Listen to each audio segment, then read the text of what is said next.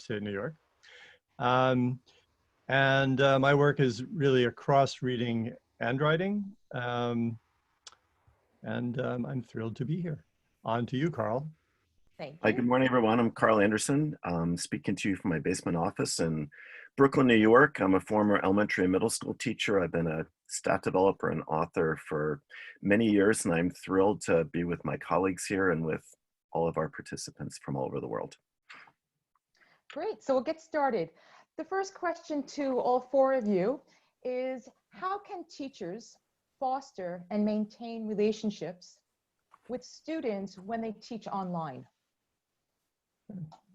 So I think I was going to lead off on that one, right? Mm-hmm. First of all, I think I speak for all of my thought partner colleagues here in saying that our work is often inspired by teachers we work with. And, you know, in keeping with that, I actually reached out to quite a few teachers I know around the world, just asking them what's working, what's not working in this new online pandemic era. And, you know, several of them, almost all of them actually came back saying that, you know, right now we feel that the social curriculum is just as important as the academic curriculum. And actually, my friend and colleague at Hong Kong International School, Jay Monson, sent an email saying that he felt that emotional support for his kids was, you know, as important as any content he's teaching. He said, you know, remember, your kids miss you, you miss your kids. It's important to take time to chat with them about personal things. Dana Smetis, also at Hong Kong International School, talked about something she's doing with her fifth graders where she has a zooming around the room moment every day where kids show objects that represent their weekends or things that represented some interest or passion. Do a scavenger hunt. They start the day with a quick round of charades. The kids do tours of their house and apartments. She also talked a little bit about creating community through having fishbowl Zoom sessions, 3 to 5 students max, where students share their work and students listen into each other's conferences. Then she'll send them off to do some independent work. And when they come back together, a lot of the conversation is, what have you learned from, you know, Matt's conference that you think would be valuable to try in your writing, right? So she talked about how students are finding this spark of enthusiasm because it's coming from their peers rather than from the teacher.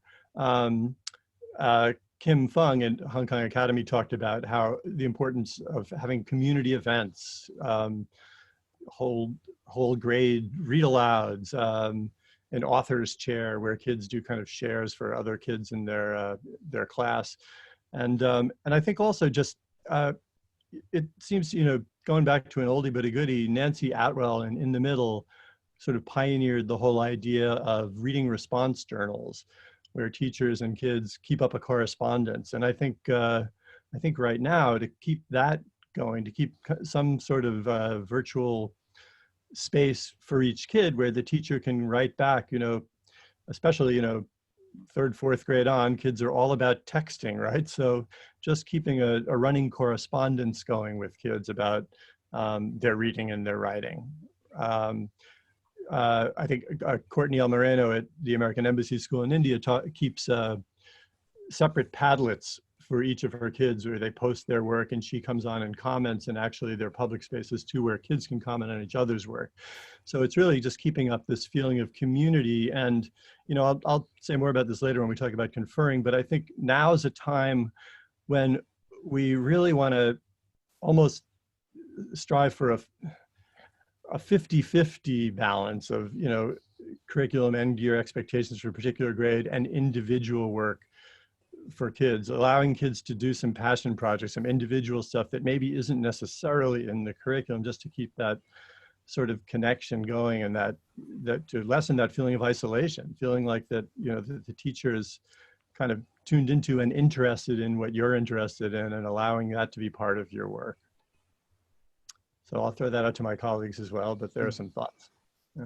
I'll jump in and piggyback on what you were talking about, the importance of the social curriculum, Dan. And I don't think that people who know me will be surprised that I think one of the best ways to get at the social curriculum with kids is through conferring with them. And this seems like a time that's something we just need to just figure out and make a huge priority. And I know that we're gonna have a lot to say about conferring later on, but I wanted to talk about it through the lens of social curriculum. I'm gonna paraphrase something I heard Matt Glover say in a keynote at HKAS years ago.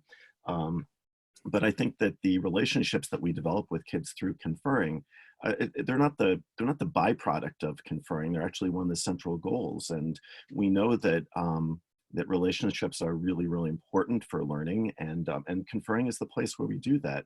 And a couple aspects of that with the social curriculum in mind. For years, in previous times, I've always been such a stickler for keeping my conferences short. When I coach teachers, keep them 4 to 6 minutes so that you can see other kids. But, these days, to start a conference, not just with how's your writing going, but to say, how are you? And to take some time to talk. I mean, sometimes you see a kid on the screen and it's obvious they're feeling dejected or down. And it's so important to talk to them about what's going on. And then one of the things that's really struck me about conferring during this time online is when I've conferred with kids, just how much you learn about kids' lives just from having this incredibly intimate portal into their kitchen, into their dining room, into their bedroom. And, when I've conferred with kids, you hear the crying baby in the background, their cat jumps up on their lap. Their grandma is behind the computer coaching the kid as you confer with them. There's just so much that we learn about kids, and they learn so much about us because of this as well. You may notice to my left, above my head on the left, the Beatles are on my ceiling, a portrait of them. A child recently just said, in the middle of a conference, he said, "Oh, you like the Beatles?" And so it led to a little conversation about, my life. And so I think this, I like to make lemonade out of lemons. And so I'm trying to frame the online work as an opportunity to get to know kids in a way that we really couldn't in classrooms before. And of course, I prefer being in classrooms with kids, but this is the situation we're in. Kathy or Matt? Yeah. Well, I think children want that connection so much too. It's part of what they're missing is that ability just to talk with a teacher who they really care about. And I think I agree with you, Carl. We have to be really careful about not jumping right into that teaching point or jump. So I have this preschool class that I've been having a Zoom conversation with once a week. It's a class that I know well. But it's been so funny where there's times where we're talking about something, and then in typical preschool fashion, someone will say, "Oh, here's my dog," right? Or they'll say, "Oh, look at my car." I mean, they're like, "That's great, but here's what I really want to talk to you about. I really want to," and it's that whole personal connection that they don't have and they're missing. I love it when siblings all of a sudden jump into the screen and say hi. Yep. Yeah, well, so much, I'll just jump in real quick here. So much of what we've been talking about is the relationship between the children and the teacher, but I also think this is a really unique opportunity to foster relationships among students who may not naturally gravitate towards each other socially. A teacher could do things like create small group read aloud with children who may or may not, naturally interact in the classroom as a way of helping to, spark up a relationship between kids who maybe didn't really have one. And my husband's a middle school math teacher, and he has office hours every day. And one of the things he talks about is how it's so great when kids, because he has 4 different classrooms, but 4 different classes, but office hours, anybody shows up, and it's creating these very different alliances and relationships with kids. And hopefully, again, Carl, you said lemons into lemonade, but hopefully I really am curious when kids go back to school, how many new relationship webs might be created and how kids can see each other so differently. Kids who may never hang out with each other, but when you can see in a Zoom session that he has the same thing in his room that I have in my room, that's, as if I'm a kid, I probably don't have the same thing in my room. Maybe, I don't know. But it just, so I think relationships teacher to student, but thinking about student to student relationships is also some opportunity. And I just want to say, I'm trying to keep my eyes off the chat because I'll get so dug in there, but the teachers who are participating, I think we're going to archive the chat. if you have things you've done and things you've tried that have been really successful, the more the merrier. Jump in and add your ideas into the chat. That would be great. I just wanted to add, piggyback a little bit on what Kathy just said. Several teachers I've talked to, reaching out, have, marveled at how kids who are wallflowers in the classroom are, again, lemons out of lemonades, are quite a few kids are kind of coming out and creating a presence in the class group that they weren't able to do in the physical classroom. Kids who are shyer, as Kathy's saying, maybe they've got something on their wall that another kid sees. So it's not just, it is inter-student relationships, but also just there are kids who are blossoming in this format who are much shyer in the classroom. And I think, that's a positive in this pandemic. Could you recommend any strategies with students being around the world?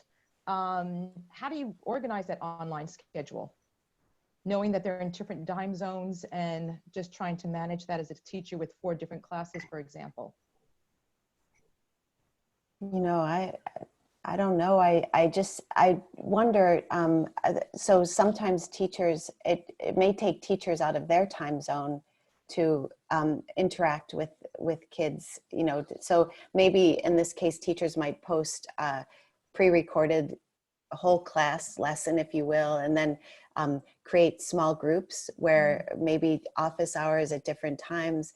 I know there's a lot of teachers really challenged by that. The teachers may have returned to their country and it's a different time zone than where their school, a very different time zone than where their school is. So I think that's a challenge. I personally would love to hear in the chat what teachers are doing with that, because we're not quite in that situation. Although I think all 4 of us are joining our friends in schools around the world. We might be joining in lessons or doing some conferring, but that's a one-off for us. It's not like a daily I would thing on our mind. and say that I think actually. Oh, Dan, your mic. Can you hear me? Am I there? Yeah. Okay, good. Yeah, no, I think referring back to Kim Fung at Hong Kong Academy again, she talked about how important it is to have a sort of combination of synchronous and asynchronous learning, and schedule some whole group time, some small groups, some one-on-one. But also a thought, you mentioned book clubs. If kids create virtual book clubs and maybe set up Padlet spaces or Google Docs online where they can kind of write notes to each other, the teacher can kind of drop in, not live, right? And keep a dialogue going. But then also schedule particular times. I mean, I don't think there's any way getting around. If you're in New York and your kids are in Hong Kong, you're probably going to have to get up in the middle of the night now and then to do some live teaching, but kind of keeping that balance going. Great. Okay, I think we'll move on to the second question. So moving on to looking at the mini lessons, the question is, how can teachers make online mini lessons manageable?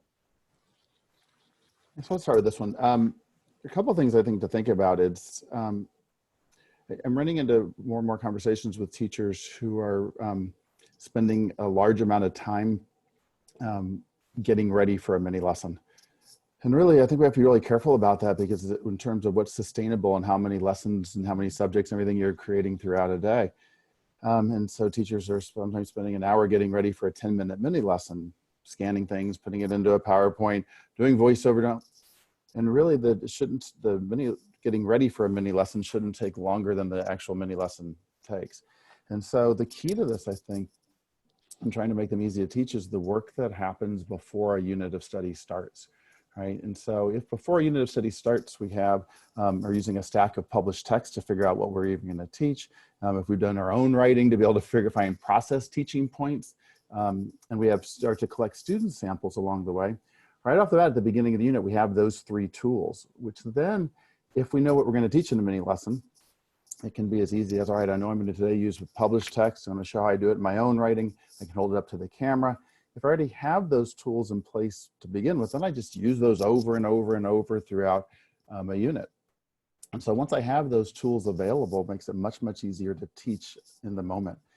Kathy and I talked about when we were recording lessons and things, the temptation to go back and do a second take and a third take, which can be an endless hole of trying to get this to be perfect, which of course in an actual classroom, right, things don't go perfect all the time. And so this thought of now I'm producing this kind of perfect piece of teaching that's going to go out in the world to my students, I don't think is really sustainable. I think we have to be very natural with this and say, yeah, just like in a classroom where something doesn't go exactly right, it's not going to go exactly right when if we're recording something.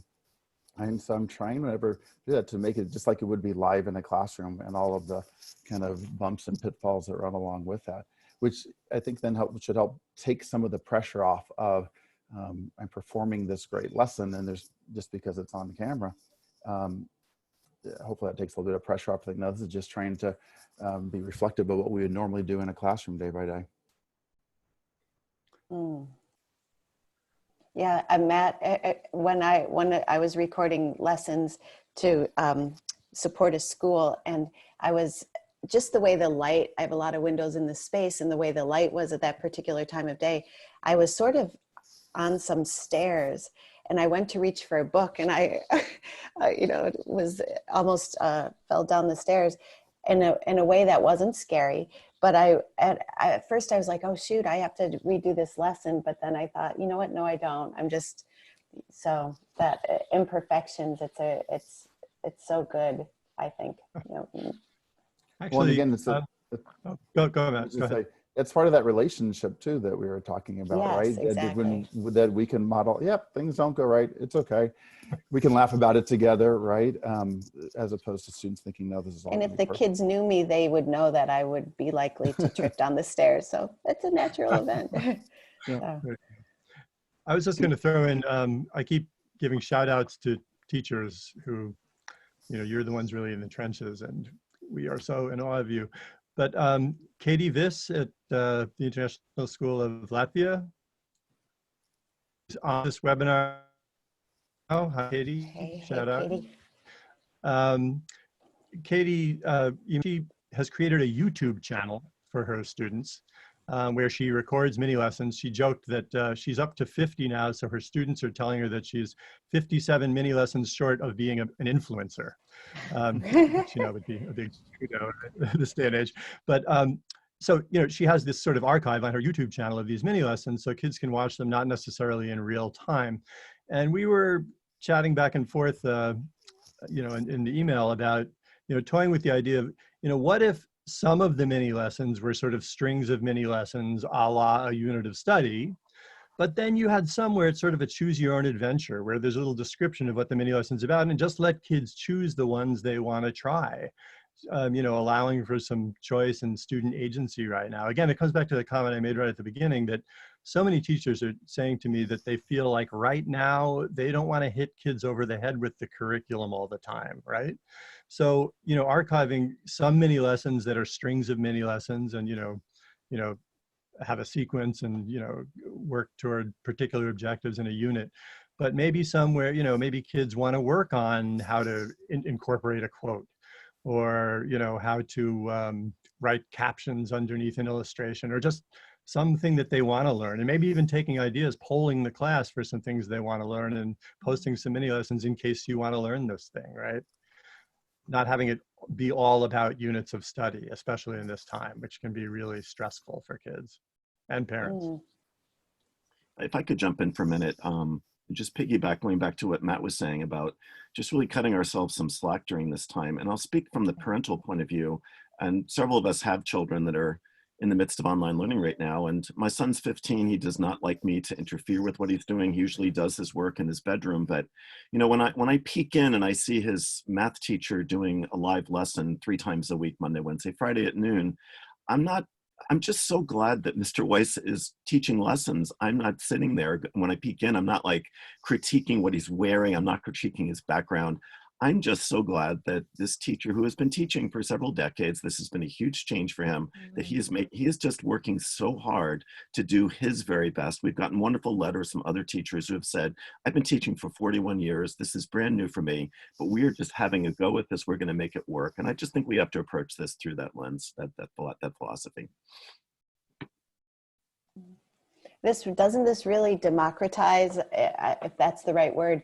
You know, so often we teachers are raised on watching mini lessons of the stars, and they have the boom mic and the beautiful lighting, and no child ever disrupts the lesson, you know. And so this is such a way of yeah, I hope teachers feeling their power, they can make these awesome little short mini lessons. And I would really recommend that teachers or schools, like what Katie's doing, archive them in some way, because they'll be useful. Especially, we don't know, not that you want to recycle things so much, but just as samples, because we don't know, you know, next year people might be in school and then there might be some time off.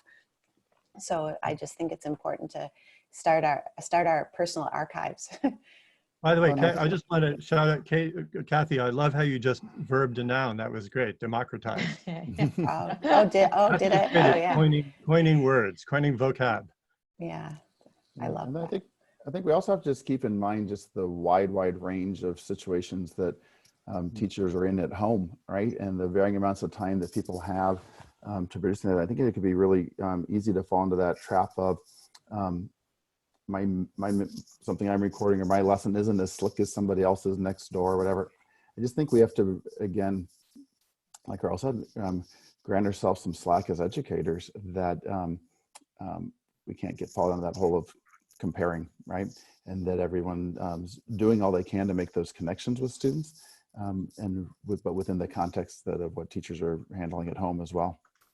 You know, it occurs to me, just thinking of this now, since we're talking about giving it back to the students and creating the relationships and that agency stuff, it could be an interesting time to teach kids how to teach a mini lesson. Teach them the different parts. You know, first you're going to link it to what you've been working on, then you're going to name what you're going to teach, then you're going to demonstrate it. Invite kids to create some mini lessons and post those. That could be fun. Just saying. Yeah. We have some great comments going on in the chat, and they're sharing their experiences so well. So a lot of the questions that I'm seeing in the panel, I'm actually giving back to the participants, and they're getting such a bank of resources from around the world, which is, it's inspiring. I'm looking at this, trying to write down everything that people are sharing in terms of using Flipgrid and other tools to keep the energy within the online learning. That's awesome. Yeah. So we'll go to question 3, which kind of goes to the idea that Carl mentioned earlier about how can teachers confer with children about their reading and writing online? So I'll start with that one. Let me just say first that I've spent a lot of time in my little office in the last 2 months here in New York City, and on the walls of my office I have the covers of my books, which all feature me talking to a child. And you know, initially we shut down in mid-March. Initially, when I would look at these pictures, I would be so sad, because something that I just took for I just took for granted, that I could visit a school and talk to kids all day in classrooms, all of a sudden is not something that, you know, we're able to do right now here in New York and in most places in the world right now. And I was really curious what conferring would be like in this online world, because I've been working with teachers online for many years, but not children. And so, you know, but some of the things that I've learned over the last couple of months, I mean, if you think of conferences as having a couple parts to them, you know, and the first part of a conference is very conversational. We're trying to, when I confer with the kid about his or her writing, and I sit down and I say, how's it going? You know, it's a very conversational piece. And I feel that online platforms lend itself very well to good conversations with kids about their writing. So that hasn't felt that different to me. But some of the more technical things that happen in conferences presented some challenges initially to me. It's, in the second part of a conference, once we know what a kid is doing, we usually look at their writing and try to figure out, how well they're doing what they're trying to do, look for their partial understanding. But I've been really pleased to see that there are a lot of ways to see student writing. Kids can share their screen with us. Kids can email their writing. Kids can hold their writing up to the camera and show us. So that's been a relief to me as well. And then one of the things that I love doing most in conferring is when I'm teaching craft in particular, I love showing mentor text to kids and having a just right text, a picture book, or a really good text for an older child. And I've been pleased there too, that there are ways to do that well in a conference. Right now I have PDFs of various text on my desktop. Matt taught me how to use my iPad to put text on there and then share the screen with my iPad, so that when it comes time to teach a child how to write a strong lead, or how to write some dialogue, that I can put a text up on my screen and interact with the child around that text, and even use my Apple Pencil, a new piece of technology for me, to annotate that text in real time for the child. So I've been really pleased that a lot of what we have taken for granted and are very easy to do really in a classroom, with some practice and with some messing around and giving ourselves permission to be a little clunky with it initially, I feel that a lot of what I was able to do before when I work with kids and to teach them well in a conference, I can still do online. So but it's been a steep curve for me, but it's coming through for me, and I hope it is for everyone else that's part of this tonight. Colleagues? Well, Carl, as you were talking about earlier about just the connection piece of conferring, right? I mean, I've heard you talk for years about a conference is just a conversation, right? And it's with a child. And so one of the things that I had a conference of the night where it really kind of struck me, you're talking before about the length of conferences. And it was a conference I was very aware of when I was having it with this fifth grader, that it was running long, at least running long to what I would think about, what you've taught me for years about length of conferences, right? But the part that was running long was the research. The strengths part of the conference was just conversation, where I was learning about the child. Anyway, when the teachers and I were reflecting about it afterwards, they said, no, they felt that was the stronger part of the conference, simply because when we think about taking care of children in this time and building connections, that to spend a longer amount of time looking at student writing, talking about strengths, pointing out what children are doing well in their writing, really serves to both positively impact their disposition towards writing and their confidence, but also to help build that connection. And what made me start to think about was that in a typical day, right? If that's not the only conversation you have with a child. You talk to them on the way to the playground. You talk to them on the way to lunch. You talk when they're coming in. You can talk to them throughout the day. So you already have that relationship part, which makes it easier in a classroom to say, okay, let's spend this 5 minutes thinking about this and writing. Whereas now, if this is one of the few or only conversations you have with a child one-on-one, maybe not just that day, but across the week, even depending on your situation, that we have to make sure that in our one chance to talk to a child, we're not jumping right to a teaching point right away. So I think we have to give I think I'm thinking differently about that. And I think it'll impact even when I'm conferring back in classrooms, that whole idea of building relationship at the beginning of a conference. Mm-hmm. I think, oh, sorry, Dan. Nope. I'm piggyback on Matt just a little bit. I find myself also, when I've been conferring with kids online, just being more willing to let a child take me off the focus of the conference if something comes up, because you're right, we don't have that time to interact with the child across the day anymore. And so I've been more relaxed about that. And my conferences have been a little bit longer. I agree with you on that. Dan, sorry. Yeah, no, I was just going to kind of go even further with that point, which just to say that I think we need to spend at least the first part of the conference not even worrying about teaching the child anything, worry about learning from them, right? There's so many ways that we can convey information to children. Conferences are really one of the only places where kids are conveying information to us. And it's interesting talking to many teachers about conferring specifically in reading, but also writing.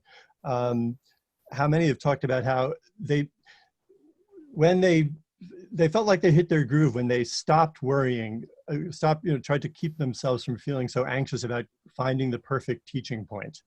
Just, learn from the child for a while, take some notes, allow yourself to be curious. I think, that most likely anyone who decided to become a teacher for a living did so at least in part because they were fascinated with the way children think.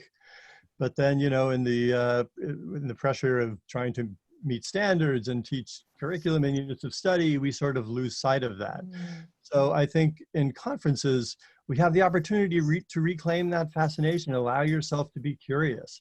Those of you who know my work know that I talk a lot about, picking out the interesting part of what a kid says and asking to say more about that, doing it several times before you even worry about a teaching point. And I think, teachers have good instincts, right? Chances are if the word choice, the phrase, the thing that the kid said strikes you as interesting, that's probably a good direction to go. That's probably a good place to say, hey, stop, that thing you just said, that's so interesting. Can you tell me more about that? And take notes. I always advise teachers, and I think, when you're doing this online, it's in some ways maybe even easier to take these sorts of notes. Try to be really low inference in the first part of the conference. Don't write down your brilliant teacher insights about what the kid can do and can't do. Just write down words and phrases that the kid actually says, because that's often how you find your direction. Just write the stuff down and go, that was so interesting the way they said they used to think this, but then when they read this part, they thought, and then I'll say, oh, Nancy, that's so interesting. Go back to that. Tell me about that part where your thinking changed. Right. And two, I think, clearly, there are different ways to confer. You can confer toward the mini lesson, toward the curriculum, toward the unit of study, or you can just follow a kid's lead that isn't necessarily dovetailing with the unit of study or the class lesson. I think particularly in these times, it's a moment to allow kids to do independent projects when they confer. The other thing too is I think with the reluctant talkers and the reluctant participants, or kids who get tongue-tied in that format. First of all, as we were saying earlier, a lot of kids who are typically wallflowers in classroom tend to open up more online. But I do think that especially with elementary age kids, in a reading conference specifically, the quicker you can get them talking about something concrete, then more often than not, they have more to say. So, if you ask the kid ahead of time, the student, to say, if you say, could you find, maybe if you're corresponding with them and they're reading a funny book, can you find a funny part and send it to me, or just send me a screenshot of that funny part, off the funny part, or a screenshot of one of the cool parts. Send me a screenshot of one of the exciting parts. Getting kids talking off something concrete rather than in the air, in the abstract, I think often gets them going. Last, just to throw in, Carl and I were talking yesterday, just joking around. He has a teenager and I have a millennial daughter, that pretty much all the communication I have with my own daughter, who's in her 20s, is via text message. And as we know, teens don't even tend to talk on the phone anymore. It's all by text. So what about having some conferences, some reading conferences via text message? Just sit there and go back and forth texting. I get much more out of my daughter that way than when I'm actually talking with her, right? I should try that with my own son, Dan. I once saw, oh gosh, a talk by Adam Gopnik, the New Yorker writer, where he said that he was having an issue communicating with his teenage son until he started texting him from the living room into his kid's room. They would just have these long text conversations. They never talked in person, but they communicated, often through text, even in the same house. We're doing that through reaction gifs. That's a lot of communication with my kids. I think too, if we think of the opportunity we have at hand here, so when we're maybe the four of us in classrooms and teachers, I think we hear this so often, the struggle to get to as many kids as possible, the struggle to focus on a conference with one child when somebody's standing next to you with a nosebleed and somebody's standing next to you, where you're constantly in conference and distracted. And this is a golden opportunity in a way, because it is often, depending on your platforms, I know, gosh, the amount of differentiation, not only is everybody in different schools with different approaches to reading and writing and teaching and learning, but everyone's on different platforms. So whatever your platform and your instructional delivery is, the conference is this time to be one-to-one with a child, to take as long as you want. And then I think for teachers, if you really reflect on yourself as a conferrer and think about what's something that's hard for me in the classroom with conferences, and what's a challenge that I have, this is a great time for teachers to just really be in a learning stance about their conferring too, and really, work on, if one of your challenges is picking out what to teach, or one of your challenges is making the conference more conversational, this is a great opportunity to just really think to yourself, what's the thing I want to work on too? Because it's low stakes in a way. There's not 22 other children in the room. Good point. Yeah. So. Yeah. Actually, on that, deciding what to work about stream, I mentioned Courtney El Moreno in India a while ago. She's been sharing some of her Zoom conferences with me, and we've been doing a little co-conferring. And she actually starts her conferences out asking the student, she's a middle school teacher, she asks the student, so we're here to talk about your reading and your writing. Which one would you rather talk about today? She lets the kids choose. So there's some natural connections between the reading and writing that come out of that, and it allowed some, for more kid agency. I think, one thing that's important to keep in mind in this era where we're doing so much teaching on screens is, shout out to Marshall McLuhan, right? The medium is the message. Kids are on screens all the time, but one of the things that I think appeals to kids about screens is they get to choose. They get to kind of zip around to the different websites, play the games they want to play. So I think they're used to having choice on screens. So the more that we can allow for agency and choice when we're working with them on a screen, rather than taking it over and forcing them to do particular things, one size fits all curriculum stuff, the better. Just one other quick thing, just thinking about conferring, and again, something I learned from Carl long ago, but just the power of looking at writing in advance. Just that little bit of thinking about their writing before a conference starts. And in some ways, that's a little easier to do now when students are just sending a photo of their work rather than trying to find writing folders and dig through desks or whatever to look at student writing in advance. But it also just, when we can go into a conference already having a couple of things in mind, still being really open to teaching whatever comes up in the conference, but knowing that we have a couple of things in mind in advance, so some of that research for the child being done ahead of time, I think can make a conference just feel more relaxed. And so if it's feeling a little less natural online, we want to do everything we can to kind of make it a little easier on ourselves, and just being able to go into a conference saying, okay, here's a couple of things I know I could teach. I've got a couple of things ready. Not a lot of prep, but just that little bit of to reduce any of that anxiety, that creates that comfort level before a conference ever even starts. This certainly helps. Yeah, and again, it goes back, Matt, to what I was saying about talking of something concrete. So if the kid's sending you a page, something they like from the book, or something they're working on in their writing, right off the bat, there's something, to talk off of. Yeah.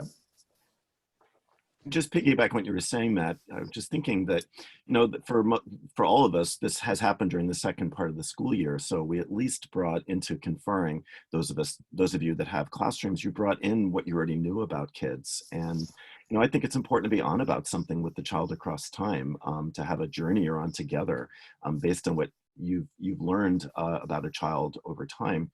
For those of us who will still be teaching online in the fall, here in New York City, I think there's a 50-50 chance the school is going to open in September. It's going to present a whole new set of challenges for us, because all that initial assessment of kids that is going to help us confer well with them, we're going to have to figure out how to do that well, in a different way next year. So I'm trying to be as optimistic as I can, and hope we're back in classrooms in September. But it is just something to be thinking about. Should we have to be teaching online for the beginning of next year or parts of next year? Yeah, which takes us right back to the relationship part of how important it's going to be to spend the beginning of the year, if you're not with children, physically with children, to build relationships, right? Yeah. I think looking at those, even just how we structure teaching in units at the beginning of the year, should look very different. Yeah. This is our Carl, August webinar. there you go. Oh, yeah. You got a topic. Yes, So, exactly. And for But, many, I just think. yeah, I just wanted to comment on what you said there, Carl. I was actually emailing back and forth with our mutual friend, Ralph Fletcher, talking about conferring online. And he said, the way he framed it, I loved. He said that, we want to think of our conferences as a conversation that lasts all year. Yeah. That one conference connects to the next. And I think especially just in going back to that first question of maintaining connections, it's really important to keep notes of what you talked about, jot down specific things the kids said, because it's so lovely to see the way kids' faces light up when you say, I'm thinking back to that thing you said 2 weeks ago, right? And just not think of each conference as a separate standalone event, but really refer back to past conferences and make it feel like a conversation that's just continuing.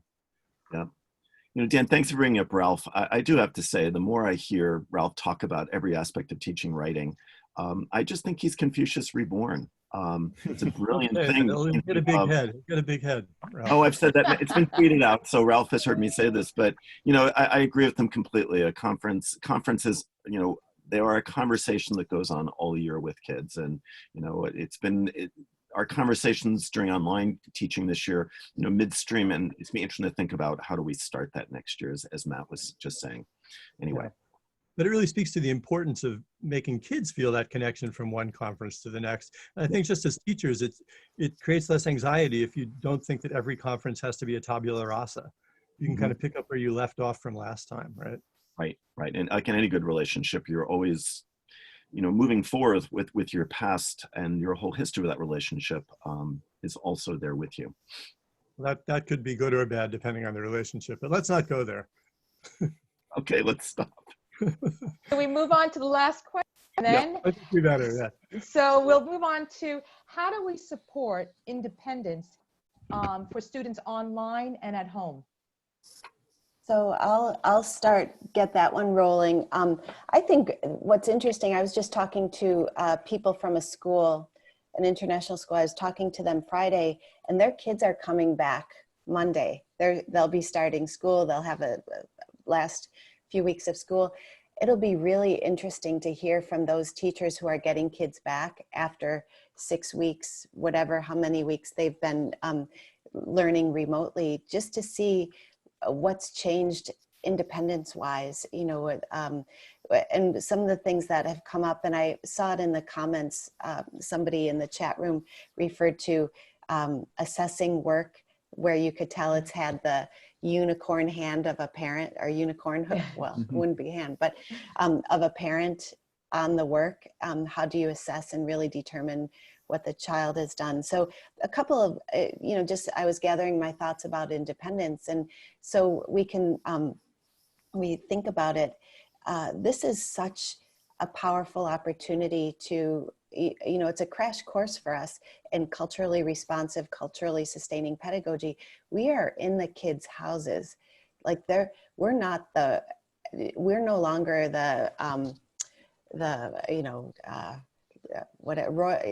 it's not in our space anymore. We're going into kids' spaces. So I think that we really have to have differentiated ideas of independence, and and really pay attention to, what are we saying independence is? Is it that there's no parental or adult intervention on the child's work? Is independence about agency? Can the child self-initiate? Is that a conversation that we need to have with the family? I saw some comments about motivating kids. So is it independently getting started to work at all? Is it maintaining, is it a child is being challenged by maintaining their work independently? Is independence more of a adult issue? Does the parent or caregiver have a hard time staying out of it? Is that a conference with the parent more than that? It might not be the child's issue, change in their level of independence. It might be more the parents issue? And if it is the parent's issue, what underlies that? Is it, everybody's so scared. I'm scared. The four of us talk about it. What's happening for our children? Are they losing ground? Boy, I'm doing a lot of air quotes this morning. I just noticed. Are they? We've all got some worries. So for some parents, that manifests with a hovering stance and a more where you'll be conferring with a child and about reading, little 5-year-old or something, and you'll say, so how do you think the character is feeling? And you hear, he's angry, from the parent who's sitting next to it. Tell him he's angry.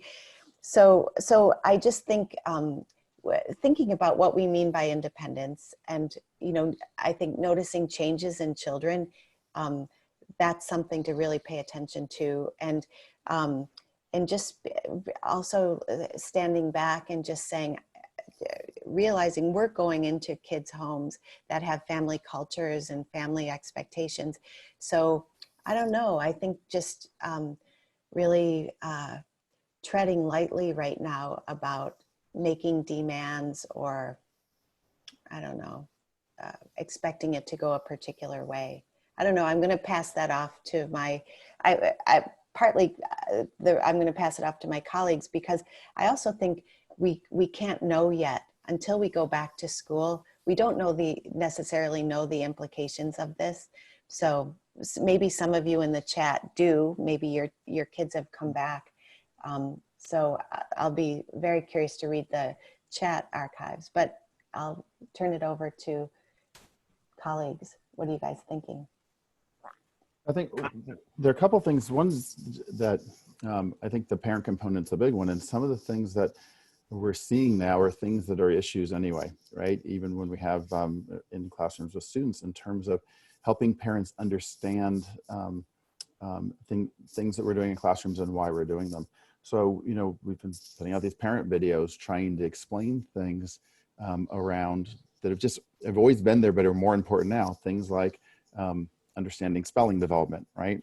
And thinking about how telling a child how to spell a word doesn't teach them anything about spelling. It's just telling them something, right? And so trying to think about how we support parents in just little bits of ways, because of course parents right now are dealing with all sorts of things too, and their bandwidth to be able to, they're just trying to get by with things. But it is an opportunity to help parents understand some things about teaching and learning, about the ideas around children learn best when it's one small next thing at a time, not 5 things at once. Those are things that are important at any time, but I think have been magnified when, especially in situations where parents are, like you said, Kathy, right, they're hovering with children, right? The other thing I was just thinking about though with this is, again, and it goes right back to what's important in classrooms anyway, but Dan, you mentioned this before too, just around choice, right? If we think about independence, really the question, so much of that is really thinking about engagement and what increases engagement for children in schools and when they're at home, and that's around choice. So one of the things I care a lot about is the whole idea of choice of genre, knowing what kind of impact having a genre you care about, how that impacts engagement in writing and the likelihood that you'll spend time writing at home. I think that's going to be even more important at the beginning of the year, to jump into a genre study at the beginning of a school year anyway, but especially if it's online, right? I think it's problematic in terms of no matter which genre is chosen, such particular children are going to have less energy for. And so I think if we're thinking about increasing independence, maximizing choice and the importance of choice of topic, choice of genre, choice of what you're reading is important at any time, but even more so now. I would add in not just choice of what to read, but choice of how to respond to what you're reading. Mm-hmm. I mean, so often, there are these canned responses, write a summary at the end of the chapter, write the 5-paragraph essay with a thesis statement and 3 pieces of evidence, but allowing for more, maybe some visual representation. I think actually going in the direction of visual literacy, especially online, this is a great opportunity to let kids collect photos and images and scrapbooks, maybe writing off them, those of them who have the technology. But yeah, the importance of choice. I also think just in terms of getting that independence going, we want to harness the social element. I mean, if you can set up book partnerships and book club routines for kids that they can kind of engage in when you're not there with them, maybe create a virtual space where they kind of have a dialogue going, a back and forth about their book, and you can drop in and comment on it, or maybe, you know, if possible, time zones permitting, you know, eavesdrop on their book conversation. But you know, when kids are interacting with one another, you know, I think it's less likely that a parent's going to jump in and hover and take it over, for one thing. And you know, once there's that social element of I've got a goal I've got to read up to keep up with my book partner or my book club, or, you know, I've agreed that I'm going to find 3 pieces of evidence, or, you know, come back with something to say we're going to plan for our conversation. Kids will be a little more independent. Another thing, an idea that I keep mentioning Kim Fung at Hong Kong Academy. Hi, Kim, if you're listening. She talked about how at her school, they're setting up virtual book baskets online. So, you know, here are links to 5 teaching books for, you know, first grade. Here are links to 5 fantasy books, you know, for 5th grade, whatever, where kids can kind of click on and choose books or choose texts or choose articles, but just creating those sorts of resources online that they can't get to in a physical library anymore, right? Claire, can I jump in real quick, Dan? Yeah, just a helpful thing for teachers. Claire Landrigan, who wrote It's All About the Books, has Landrigan, Claire Landrigan, has created, she's helped teachers do that so much, these virtual bookshelves that she's made available to teachers, so that that is such a across grades, across genre. So anyway, sorry, proceed. yeah. No, I think audio books as well. Yeah. I mean, not just you know, print books certainly, but audio books are available, you know, especially for kids who are more struggling readers. And then Google Docs or Padlet spaces where kids can record their responses and comment on one another's responses. The more kind of social interaction we can get going online, which kids love to do anyway, right? I think the more independence is going to result. Just, you know, again, medium is the message. Kids post messages online and get to choose what they do. So, you know, use that. Go, Carl. Yeah. So I'm going to take this in a little bit a different direction with this independence question. One thing I've been thinking about with my work with kids online is that because of the online teaching, there's a way that I've actually gotten in the way of kids' independence, and I've had to be careful about. What I mean about that is, you know, the whole point of teaching kids is what we teach today, they can do by themselves without us later on. And, you know, Lucy Calkin's favorite, you know, her famous saying, we teach the writer, not the writing. And one way we do that in the conference is we coach the kid a little bit, but then we say, off you go and try this while I have another conference, and I'll come back and see how it goes. But I've been finding in my own conferences that I'm just so glad to be talking to a child. The child is usually very glad that there's an adult talking to them. That I've been finding myself that when it comes time to coach a kid, I've been going on too long and actually, in a way, disabling a child. And so I've had to just watch myself. This is one area that I've really tried to be careful about, to not relax here. That coach the kid a little bit at the end of the conference. And what I say to the child now is, okay, leave the meeting. Try this while I have another conference, rejoin the meeting in 10 minutes. If I'm still in the middle of that conference, just wait and then show me what you're doing. But that's been something I've been trying to really be careful about. I'm just desperate to talk to children. I've missed it. And so I just tend to go on too long there. And I've had to really watch myself because this is about independence, and conferring is about independence. And that's one way I've had to be careful about it. Yeah, And Carl, okay, Kath. I was just going to jump in real quick with independence. Also, you know, we've talked about choice and engagement and how that correlates with independence, but also identity. I think for some kids, maybe thinking about reading or writing only happened in school. So maybe they had some sort of identity as a reader and writer in school. So to transfer that identity to home might be the challenging thing. So if we can, you know, in our conferences, if we can do things to foster their sense of identity as Donalyn Miller's word, a reader in the wild, a writer in the wild, like that, you know, your writing life outside of school is still part of your identity as a writer. And so anyway, sorry, go ahead, Matt. No, that's great. I'll say back to what you were talking about, Carl, about, the point of the conference being to make kids independent writers, that it's not just about today's piece of writing and Lucy's famous teach the writer, not the writing quote. And I like to say, I think the analogous thing in a reading conference is teach the reader, not the book, right? And, it's not that important, really. Some of you out there have heard me say, a child is probably not going to go on to have, a failed life because they missed some of the nuances of Tales of a Fourth Grade Nothing. What's more important is that the child takes something from that book that they bring to the next book and the book after that, which I think speaks to the importance of the end of the conference.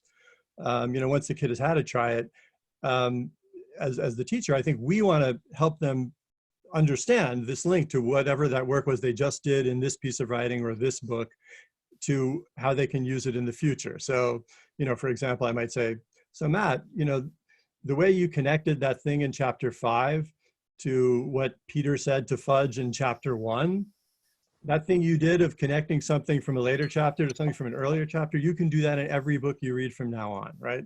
Like be explicit about, how they're supposed to take this specific thing they did today and connect it to future work. Because I think, I like to say that, hopefully as teachers, we know why we're teaching whatever we just taught the kid, but don't assume that the kid knows. I think at the end of the conference, it's really important to take that moment to make that connection. Here's how this work is going to help you when you do this on your own without me sitting there, right? I think it's go ahead. No, I was just going to say, I'm just thinking about Carl was saying about that time to write and going out, having a child go try something and come back into, online and 10 minutes later. So we were thinking about the other night with a small group of children.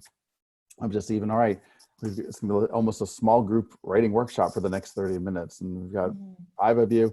I'm going to teach something real quick at the beginning to everybody, but then go off and write. And then having conferences with not even having them leave, just you go write, and then sharing that writing at the end. So it was almost this little thought of, here's 20 minutes or so of protected writing time where we're just going to be online together. We're going to be writing, trying to make it feel somewhat like it would in a classroom, at least even with just a small group of, we're going to be writing all together right now, right? And then sharing a little bit at the end. But that thought of, all right, here's going to be 20 minutes of your day where we're going to write together, and I'm just going to have little conversations with you. Where originally I was thinking so much of, all right, I'm going to have this conversation, and then I hope you try it in the next week, right? As opposed to try it right now, like Carl was saying, and just hang out there, and we'll all talk together again in a minute. Yeah, Dana Smedison at HKIS was talking about how she's doing that, and having conferences in these small Zoom group meetings, and having kids listen in to each other's conferences, and again, some of the wallflowers they're blossoming because other kids are acknowledging, saying, that I learned something from Kathy's conference about how to put a setting description in the middle of the story, whatever the thing is, right? I listened, so I mentioned earlier, my husband is a middle school math teacher who has these office hours. So every morning you start hearing the chimes of kids coming into the office hours. And there's a couple profiles of kids here. There's kids who come to office hours every day, whether or not they have any math need, they just come to hang out. So every morning I hear Ian say, "Hello, Jacob, how you doing?" Know that. And then there's a girl who will come into office hours. He'll see her name come up. She looks real quick to see if anyone else is in. And if nobody else is there, she leaves. And she'll just keep coming back to see if there's other kids, because she's, so this idea of applying it to math. So they'll do the work, whatever the work is, and come into office hours. And it's really interesting because the kids tell what the problem was, rather than, that's an interesting thing on feedback too, rather than Ian checking their assignments and marking it up. The kids come into the office hours and say, this was really tricky. So I think that's a little move towards independence, where you're independently reflecting on what's challenging in your work and bringing it to the, teacher to the conference, but I'll hear him say, why don't you go work on that, Amari, and let's see what Desiree's curious about. And so, and then sometimes I'll hear the kids talking with each other. So I think that sort of sums up all of the things: relationship, not just vertical teacher, student, but student relationships, warmth, connection, conferences, mini lessons. I don't know. Kath, actually, this is a perfect segue to some of the questions that have come for our last, we have about another 13 minutes left, was the idea of relationships. And Carl, I think you mentioned as well, there's quite a few questions about how do you keep relationship building, knowing that we might have a virtual online start of the school year. So what would be some of your suggestions? Because I know we've been talking about it, but they're thinking, could you give any examples of how you maintain those relationships if you have to start a new school year with another cohort of children? Well, I just think the importance of just start conferring right away with kids. You're not going to get to know kids unless you talk to them. And so and I think some of the things that we've been saying as a group tonight, just to see conferences is not just a time to have a teaching point for writing or reading, but to enter those initial conferences with the agenda of, I need to really use this time to get to know this kid. So I think the conferences, are more important than ever right now. And not to feel the pressure, especially early on in the year, to get to the perfect teaching point really fast, but to take the time to say, well, how are you? Who are you? What are you interested in? All that work we do at the beginning of the year with helping kids, for example, establish their writing territories. What are the things that you like to write about, or opportunities to learn about them, or to do the work that Georgia Hurd talks about with her heart map work.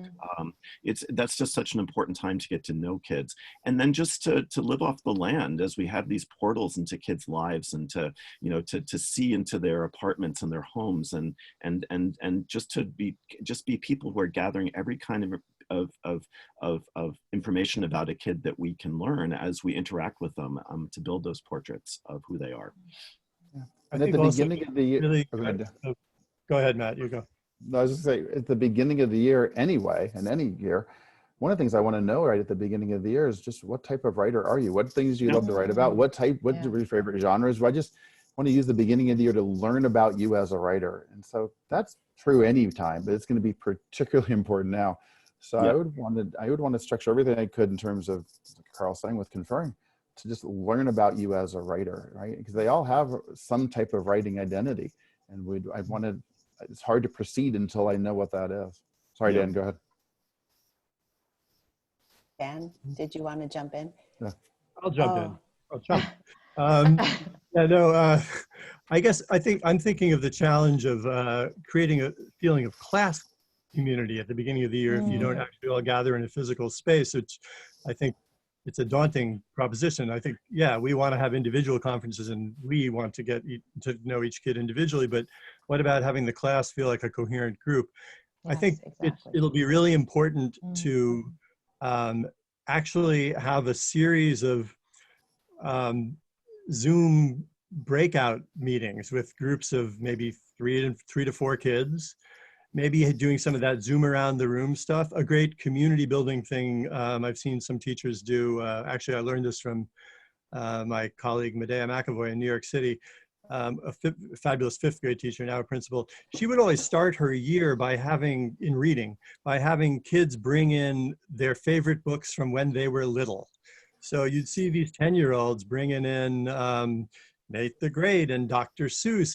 And it was incredible to see the kids kind of laughing and saying, oh, I read that one too, right? So why not do small groups where kids can kind of show off their reading life? They're there in their bedroom, right? So here's the book, my mom used to read me, and here's the first book I read by myself.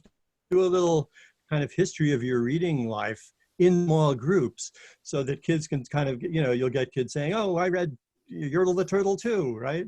And maybe post some things online about, here are our Dr. Seuss fans, here are our Nate the Great fans, right? And making conscious efforts and like keeping notes so that you can refer to individual kids' reading and writing personalities just in your online dialogues, whether they're with the whole class or with a small group. So, saying things like, I know that Matt's really good at starting off stories with dialogue. So, let's talk to Matt about that. But just making kids famous for their reading and writing personality, so that sense of community begins to develop. Dan, what you're saying is, do you mind if I jump in, Nancy? No, go ahead. I was just going to say the community sense is just so strong. I think that was many of the comments stated in the chat.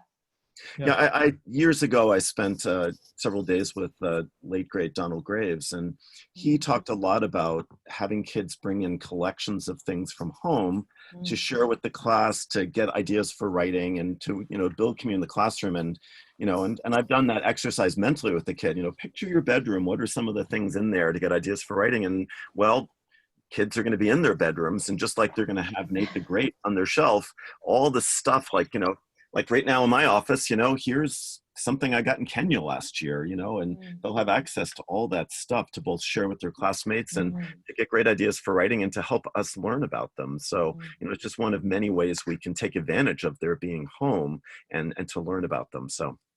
Can I, sorry. Oh, Dan, I just wanted to, that idea of bringing in books that, speaking specifically about reading, bringing in books that you liked when you were little, even if you're 6, what did you like when you were little, is such a nice way to start the year, because reading has a kind of pressure, like level pressure, and sometimes children could be self-conscious. So if you say, what are you reading right now? That, even if you say to grown-ups, what's your favorite book you've ever read? Sometimes we game that because we don't want to say, oh, the bodice ripper romance novel, because we're worried how that will look with our colleagues. So when we say to kids, bring in a book you loved when you were little, that is an instant equalizer, because there's no stigma, level stigma. And another quick thing too is just, I really think about the things we often do at the end of a school year, the field trips, the community building that happens in those last 2 weeks of school, when school's not remote, where there's field days and field trips and different kinds of celebrations.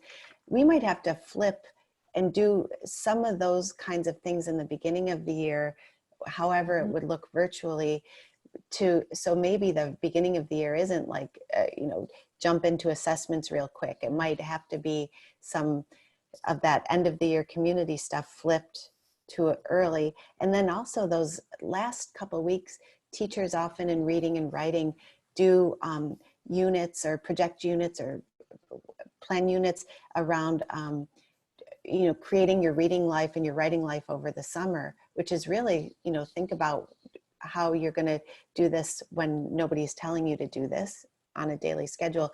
So we could flip that to the beginning of the year to think about, like Matt was saying earlier, what's open genre units, creating reading projects in the beginning of the year as a way of, cross-pollinating kids and, socially, that horizontal connection and community.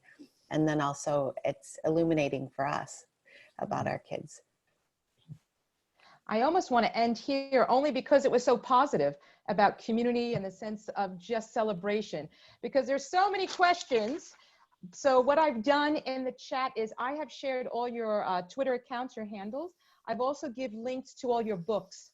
So I think there'd be great resources for, there's over 1,000 people in the participating, so they can go directly to your website or on Amazon to know what resources you have available, because I think everyone's saying the ideas you're sharing just is really powerful to hear from you. And it also makes some schools feel better that they're doing the right thing, because we've been in such isolation. You're like, did I do this right? And I'm like, I don't know, they did it right in Beijing, let's do it, and so it's really making you feel better. So thank you so much. And I think I'll hand it over to Shama.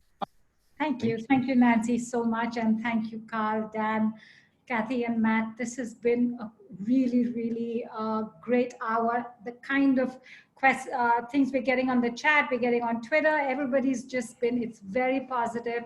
I just want to tell everybody out there, we're coming up with a virtual literacy conference with this group of people, and that's going to be really, really powerful. We're going to kind of get everything we've kind of put together, the chat, so that we come up with something which fits the need for everyone, knowing that coming up, it would be both virtual and on site. It'll be a blend of it, looking at the way the pandemic is going. So thank you all. Thank you very much, and stay tuned. Bye-bye. Thank you. Thank you, everybody. Yeah, Pleasure thank meeting you. Yeah, No, thank you all all. so much. Good luck. Thank you. I'm Bye-bye. clapping for all of you teachers out there. Thank you so much for the hard work you're doing. Yeah, thank you. Bye-bye. Big wave. Yeah. We can do a visual wave. Woohoo! Let me face you. I'm a Brooklyn girl, guys. So. Oh, you are? Yes. Brooklyn. East Flatbush. That's me. Oh my goodness. Oh, that's awesome. I was trying to hide my accent. Now that I know I'm with friends, I can talk the way I want to. Good, yeah. Good job, Nancy. You're doing a good job. What are you talking about? I want some I know what I'm cannoli. talking about. I'm from Brooklyn. I know what I'm Long talking Island about. originally.